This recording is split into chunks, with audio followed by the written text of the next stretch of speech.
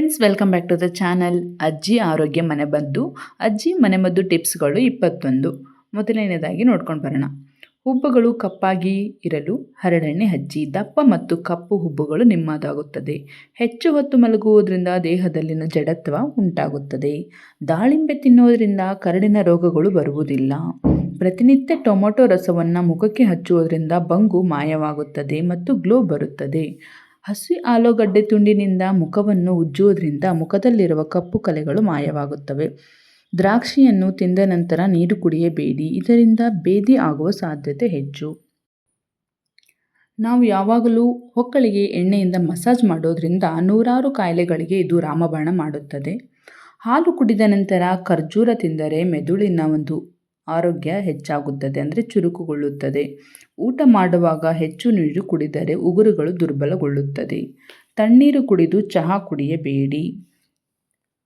ಸೌತೆಕಾಯಿ ತಿನ್ನೋದ್ರಿಂದ ಜೀರ್ಣಕ್ರಿಯೆಗೆ ಇದು ತುಂಬಾ ಒಳ್ಳೆಯದು ಅಂತ ಹೇಳ್ಬೋದು. ಊಟ ಮಾಡಿದ ತಕ್ಷಣ ಸ್ನಾನ ಮಾಡೋದ್ರಿಂದ ಜೀರ್ಣಕ್ರಿಯೆ ಕಡಿಮೆಯಾಗುತ್ತದೆ. ಉಪವಾಸ ಮಾಡೋದ್ರಿಂದ ಹೊಟ್ಟೆಯ ಕಾಯಿಲೆಗಳು ಗುಣವಾಗುತ್ತವೆ. ಹಾಗಲಕಾಯಿ ನೀರನ್ನು ಕುಡಿಯೋದ್ರಿಂದ ಸಕ್ಕರೆ ಕಾಯಿಲೆ ಹತೋಟಿಗೆ ಬರುತ್ತದೆ.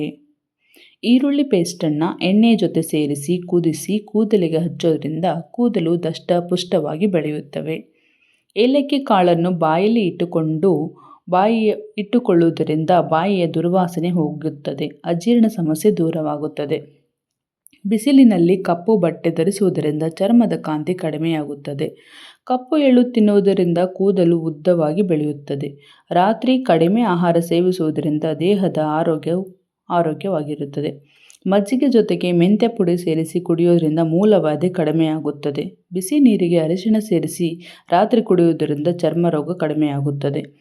ಫ್ರೆಂಡ್ಸ್, ಇದಾಗಿತ್ತು ಇವತ್ತಿನ ಒಂದು 21 ಅಜ್ಜಿಯ ಮನೆಮದ್ದು ಟಿಪ್ಸ್ಗಳು. ಮುಂದೆ ಇನ್ನೂ ಹೆಚ್ಚಾಗಿ ನಾನು ಮನೆಮದ್ದು ಟಿಪ್ಸ್ಗಳು ಕೊಡೋಕ್ಕೆ ಇಷ್ಟಪಡ್ತೀನಿ. ದಯವಿಟ್ಟು ನನ್ನ ಚಾನಲನ್ನು ಸಬ್ಸ್ಕ್ರೈಬ್ ಮಾಡ್ಕೊಳ್ಳಿ.